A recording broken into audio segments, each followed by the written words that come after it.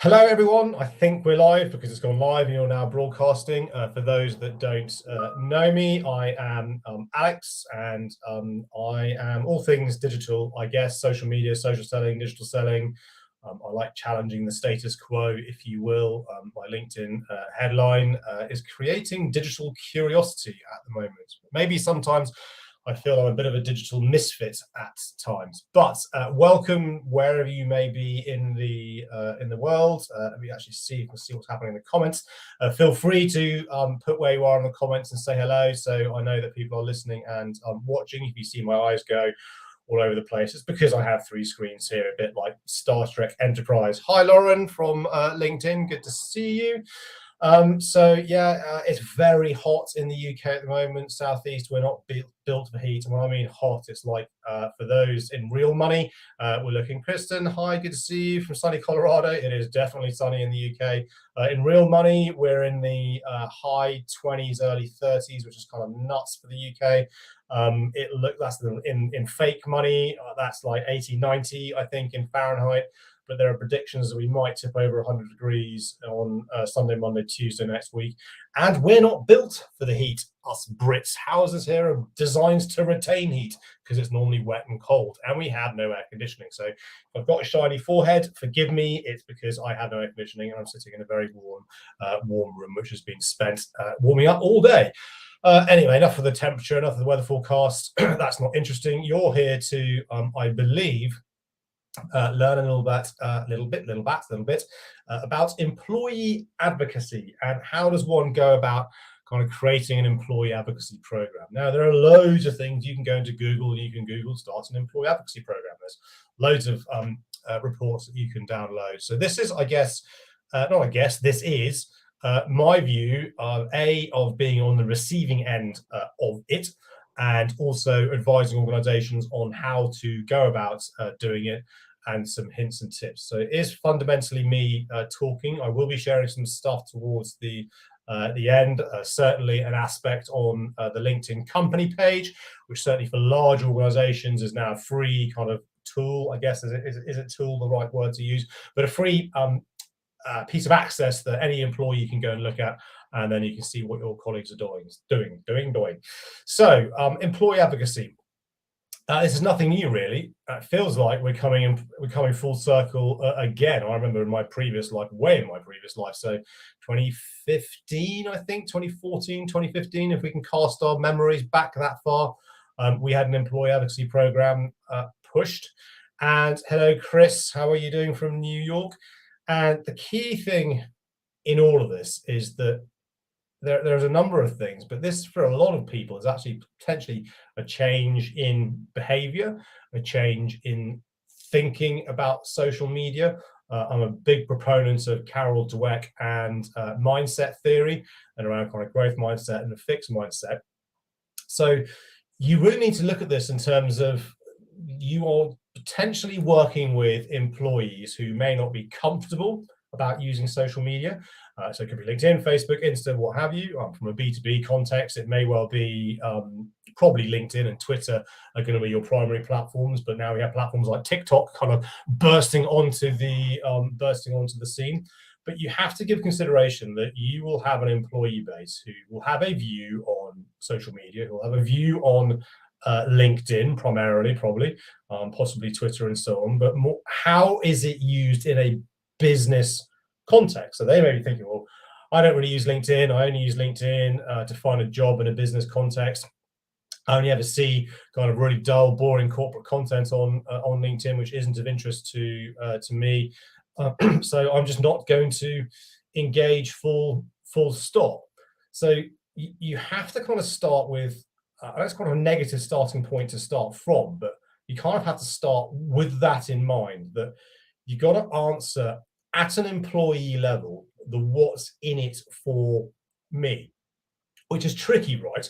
Because you'll have employees, large organizations, doing different functions, different roles with different kind of views and outcomes. Some of them may even well be inward-facing roles. So they are not necessarily client-facing or revenue-generating. Therefore, they will have a different perspective in terms of what is my role in promoting, I guess, the corporate message. And this is the key thing around employee and advocacy. Yes, we have the company page. Yes, we have all the content that's pushed out from that. But we have to bear in mind, whether your company page has 100 followers or 1 million followers is kind of by the by. Roughly only 10%, hi Emma, only 10%, give or take, is the viewpoint. This is neither confirmed nor denied by LinkedIn, but there are experts out there like Richard van der Blom. If you're not following Richard van der Blom, he is a real deep dive expert in terms of how the algorithm performs in all of this. That roughly 10% of your audience on your company newsfeed will see the content that is being pushed out there. The same actually applies for your employee networks as well. So again, when you're posting stuff on LinkedIn, primarily, and we're going to focus on LinkedIn because that is kind of the B2B channel, if you will, from an employee advocacy program. It's the one that most people are on. 830 million is the current count.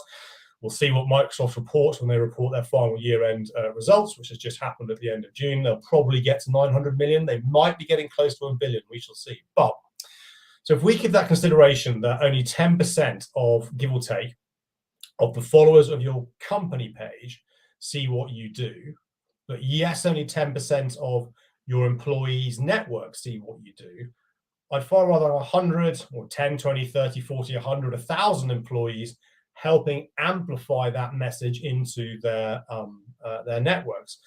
The other aspect that we need to give consideration is that we talk to people. We don't necessarily talk to companies, although I am now starting to see a shift in terms of admins engaging with company pages and using company pages to engage in conversation with people, which I believe is a really good thing to be doing, kind of almost following the trend that you see actually in TikTok in terms of how brands on TikTok, the brand page engages with individuals. So it's then thinking about how can I then leverage the network of my employee base to amplify that message into their network to support what the corporate channels are doing. But there has to be this what's in it for me. And I guess the biggest challenge with employee advocacy programs, from what I have experienced and seen, is typically content. The content in terms of what is it that I should share. Now, this could be you are doing it through an employee engagement platform, and they're a tenner penny, all the way through to them being supported by tools like Lately, engagement platforms like Lately to help you kind of turn your content into micro pieces of content, if you will. But that has always been, if you can get even the business along that journey of, okay, I get why you are asking me to do this from my profile into my network, because I now understand the outcomes that this can generate, but also the return I get from the business on that. And I think that's a really key thing around rewarding good behavior. It doesn't necessarily have to be financially. It could be calling good behavior out. It could be calling posts that are successful in terms of where they've reached and where they've hit. We will come on to the analytics that some of these tools provide for you in terms of reach and engagement. If you've got that far, the key thing then is the content in of itself. Now, all large organizations, small organizations typically will have a content strategy in some shape or form that will either align to an account-based marketing approach, it will align to an industry approach, it might align to a recruitment approach or a purpose approach. And by purpose, I mean, where do you stand in sustainability? Where do you stand on diversity and inclusion? Where do you stand on LGBTQI and all those important topics of conversations? So it's then how do you then turn that content strategy into something that people, because this is what this is about, right? People feel comfortable in engaging with and pushing out into. And you have to remember this, their networks. This is the thing about personal social media platforms. They are owned by the employee. They are not owned by the employer. you have to think about it in terms of, actually, the way I see it is, when you are working for an organization, small or large, you as the employee, irrespective of what your role is, I don't care if you're the CEO or you're the janitor and everybody in between, you are leasing, if you will, your personal brand and your network and your audience to the brand of the company. And I believe this is where the nuance can be lost, if you will, in terms of this is the corporate forcing, if you will, the employee advocacy program onto its employees versus actually allowing the employees, Katie, to your point, absolutely around the values, but the values that the employee believes in. Because yes, all these topics of conversations beyond kind of generating sales and beyond kind of pushing marketing, if you kind of focus on that purpose piece, which is really important, right? Really important that as organizations, you are talking about this, because guess what? Your future talent, your future hires care about this, and they want to see that you care about it and you're talking about it. Your clients want to see that the organizations that they are procuring from, they are buying from, their suppliers, actually not only, I guess, talk about and share their values, but back it up and stand up to it.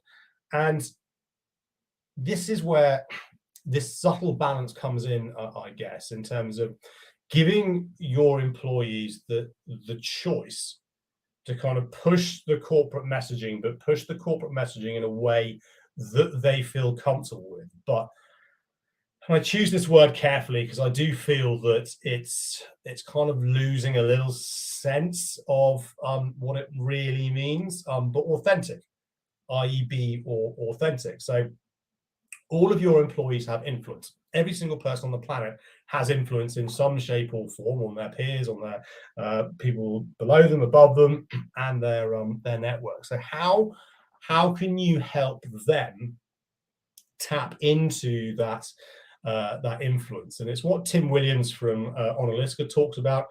You will have what he refers to sometimes as the anomaly influencer. So this isn't like they've got to have hundreds of thousands of followers. That's not what we're talking about here. It's, are they a subject matter expert? Are they a genuine thought leader in their niche? And how can you help them through an employee advocacy plan, engagement tool, what have you, elevate their knowledge and their insights, and to Katie's point, their values, their beliefs, that yes, needs to align, of course, to the overarching, rules of engagement on LinkedIn, because, or any social media platform for that matter, because yes, you are leasing your personal brand to the organization. But much like if you went to a physical event or you handed out your business card to somebody and then you acted in a really bad manner, you just behaved badly, that fundamentally reflects badly on the organization. So yes, there has to be some guide rails, if you will, in terms of the do's and the don'ts, which is fundamentally just be sensible. If it feels wrong, it kind of is. But you can't just expect people to push the corporate message, because dare I see it, and we see it kind of time and time again, that when you have pre-planned content that hasn't been personalized or hasn't been put through the lately magic, which then turns it into the same piece of content into multiple unique pieces of content, which you can then plug into. If you've got lately, you can then push that into your Hootsuite or your HubSpot platform to give people more choice. If it's just that single post that you are putting in there, and a large brand may well have rebranded today, and I have seen exactly the same post about 8 times in my newsfeed, which then tells me those people haven't posted that post. That's been pushed out through an employee advocacy tool. And yes, one can see they care about it. Of course one does. But if you see that same post multiple times in your network from a person seeing them, like, well, you haven't actually posted that. Therefore, it's not necessarily as authentic as if you had put your own spin on it, your own view as to what this means to you. Now, of course, that takes people time. That goes back to the people bit and confidence and so on and so on and so forth. But then this also comes back to permission and freedom. And a lot of it is I did not know that we were allowed to do this. I did not know I was allowed to have a view or have a voice per se. And some of it, dare I say it, in terms of if we focus on LinkedIn for the moment, because other social platforms have kind of subtle nuances around them, but the way that LinkedIn is behaving and performing at the moment, and we see how they are rewarding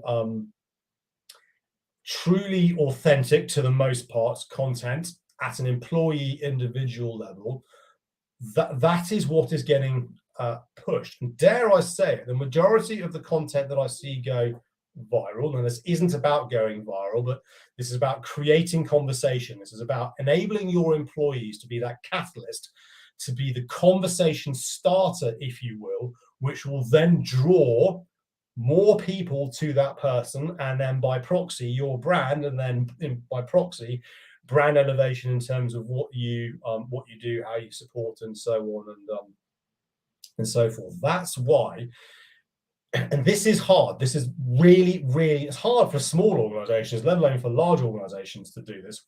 Is then how else can you support your employee base around content that is third-party content that's not related to the corporate content, but actually empower them to be comfortable and confident in sharing, dare I say it, the more personal side of things. And again, this comes down to what people are comfortable in terms of doing. I'm saying a lot of this isn't clear. LinkedIn's not Facebook. Of course, LinkedIn isn't Facebook. You wouldn't want LinkedIn to be Facebook, because Facebook's just gone into a place that where I don't believe ever necessarily intended to go from the outset. I'd love if on LinkedIn I could throw a sheep at Chris or poke Katie or do something. Who remembers throwing sheep at each other on Facebook all those years ago? It was brilliant. Let's bring throwing sheep to each other on LinkedIn. How much fun would that be? Or maybe llamas, or maybe unicorns. I don't know. But it is certainly become a place where we have a new demographic, if you will, a new profile of person, where we're seeing different styles of content being pushed out through GIFs and memes. We're seeing the TikTok generation of video content being pushed out onto LinkedIn as a social media platform and across other platforms. And this is what I truly believe, as an employee advocacy program, you want to try and capture. You want to try and capture the culture that is your organization.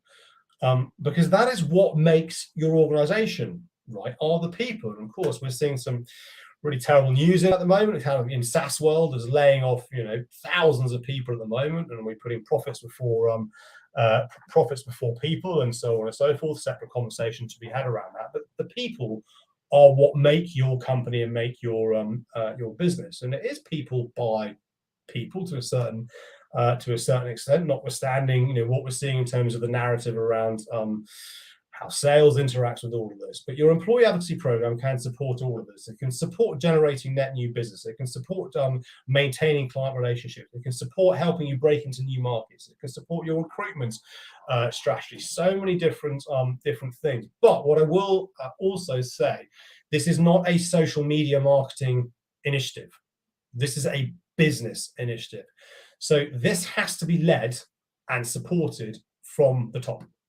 So CEOs, CMOs, CIOs, CTOs of global organizations, Fortune 100, FTSE 100 organizations, we are starting to see this. The CEO of BP, the CEO of HSBC, the CEO of Nestle, they are all around. They are all out there. They are all pushing content, and they are engaging in content. Yes, it may well be their social media teams that are doing it, but certainly if you go and find those CEOs, so Bernard Looney at BP, Mark Schneider at Nestle, and HSBC, I'm having a mind blank. you do feel it's them, it's their personality around this. Katie, give me 2 seconds. I've revamped client employee guidelines over the years to include the employee advocacy piece, so that new hires see Yes, absolutely. This needs to be part of the onboarding, 100%. So when new hires kind of come in, they understand the rules of the engagement. You can't mandate people to do this, but then it comes back to the encouragement piece. But your leadership need to be doing this, because there's no way you can expect an employee to engage on social and kind of be told to engage in the employee advocacy program if the leadership team aren't. I mean, why the hell should they, right? You're telling me to do this, but you, my boss, you're not doing it, or the CEO's not doing it. So the C-suite, your leadership team need to be engaged. But I will do a big caveat on that, in that they also need to understand, and leadership is subtly different. There are nuance, because they'll be exposed to more I want to use, I guess, trolling. People go out there and pile on so comments about blah blah blah blah blah, so that needs to be managed and handled accordingly. But what I do see, which is a bad thing, forgive me, it's hot and I'm tired, need a vacation, is that if someone is posting on behalf of a senior person on whatever social channel, let's stick with LinkedIn, because they've ghostwritten it, someone's posted on, and I've done this, and that person does not engage in conversation, if that post gets engagement, you're better to not have them posted at all, because if people start to engage on their posts and start to want to create conversation, because that's what we do, right? That is what social media is all about, is creating that conversation and creating that awareness. If you've got leaders doing that and there's no engagement, that will be like them speaking at a conference, somebody asking them a question and you ignoring them. So you're better to, dare I say it, actually not have them post, or get them to understand, if we do this on your behalf, you need to take ownership of like 2 minutes in your day to look at the notifications in LinkedIn, and if someone comments on your post, you at least like it, to acknowledge the fact that that person is taking the time to do it. And this is where a lot of employee advocacy programs fall down. The technology becomes the crutch. So people go, oh, I've done it, post, done, forget it, off to the races. I've done what I need to do. This then comes into gamification. I'm always wary of gamifying these programs. Yes, I think it's important to show activity and engagement, but gamification, if not managed and handled carefully, can drive the wrong behaviors.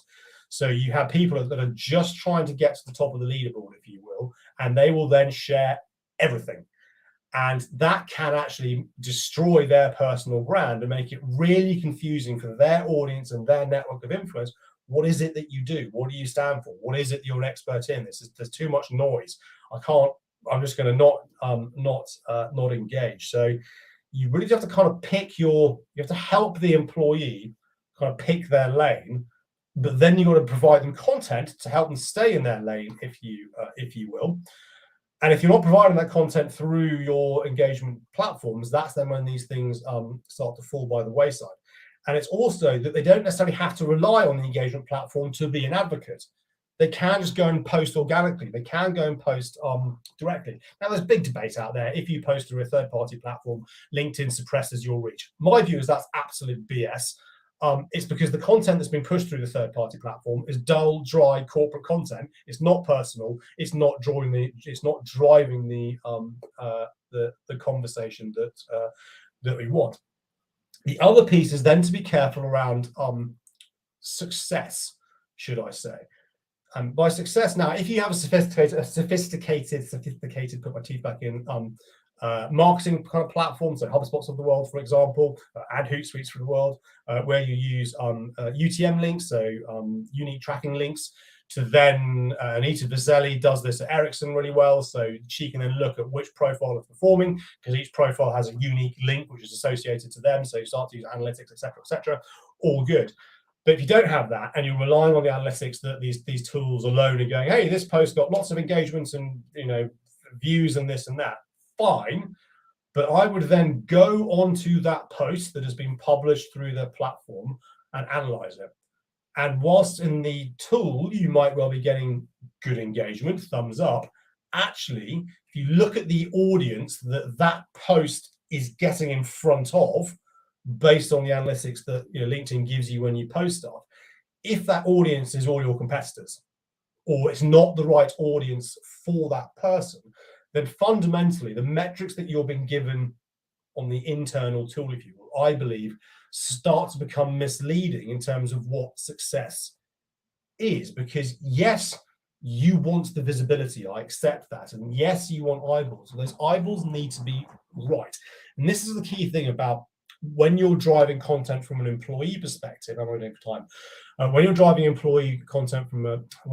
content from an employee perspective, actually help them think you're having a one-to-one conversation with someone. This isn't about getting tons of views. This is about creating and ideally being the catalyst for that that conversation. And if you can mix that with, yes, the corporate messaging, yes, some third-party content which supports the overall messaging in terms of the industry that you focus on, could be financial services, the topic could be metaverse or VR or ESG, or it could be, if you're an HR lead, around the purpose of the organization and D&I.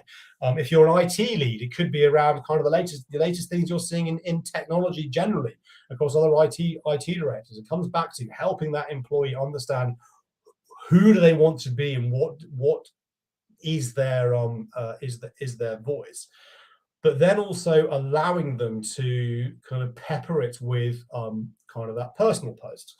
And the reason the personal kind of posts are important, right? Okay, so sharing screen, which screen am I sharing? Share. So I'm hoping they got the screen here. Here's an example of I really enjoy barbecue, right? So on weekends I post a video of my barbecue. It's got nothing to do with sales transformation at all, but it creates conversation internally around me doing barbecues. It creates conversations externally with people saying, well, I saw your barbecue post and this and this. But here from an employee advocacy perspective, in terms, so Chris has recently joined our organization. We talk shop, as it were, internally, but I posted this and he's written this, a fellow Kamado Joe aficionado. So that's created a different connection between me and Chris now, in terms of somebody that's just recently joined this this organization. So it could be that if you're passionate about cycling, baking, whatever, allow them and make that part of the plan, make that part of it is okay for you to push, personal content out there within the kind of the rules and the guidelines. The other thing that you can do now, I am on the PA consulting page because in order to do this, I need to show this to you. And bear in mind that I'm at a corporate level, so I haven't necessarily tested this at the smaller end, but I believe that all company pages now have my company here. So if you click onto go to your company page, the organization you work for, click on my company. It'll then ask you to put in your work email address. It'll then send you an email with a 6-digit code, 2-factor authentication and all that. You then log in and it starts to give you everything's happening. But what it then starts to do is this trending co-worker content. So for those of your colleagues that aren't that maybe confident or don't know what to do or want to see what your everyone else is doing, they can go, oh, in this case, look what Sophie's posted. Oh, that's okay. I relate to Sophie because Sophie's the same seniority as me or the same level. Oh, she's posted something a little bit personal. I might try and do that. Or the other thing it gives you in terms of what your colleagues are doing and what this is especially brilliant for global organizations and international organizations, because you can then start to learn actually what is happening in your company, what events are you going to, what awards have you done, what amazing client work have you done that might be relevant to your clients and your people you're working with. And this is free. This is not paid for. This is free on the company page on LinkedIn. So absolutely encourage you, if you have that facility, this capability on your company page, start using that as a mechanism to help kind of encouraging people to do that. But the key thing for all of this is that your employees are people, right? So it's people led, it's people first. It can't just be the corporate messaging. You need to empower them to have a voice and give their own viewpoints on everything. Not everybody is going to engage on this. It doesn't matter. Find those anomaly influencers. Find those people that are willing to do this. Allow them to repurpose content. You will have people that are on TikTok that are smashing it.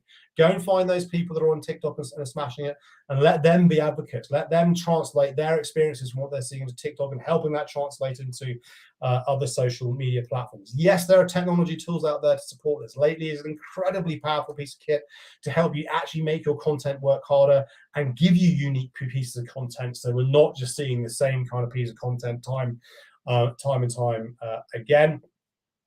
Keep an eye, don't get too weighed down by the analytics as it were. You want to change one person's viewpoint. You can change one person's viewpoint for the positive around whatever that might be.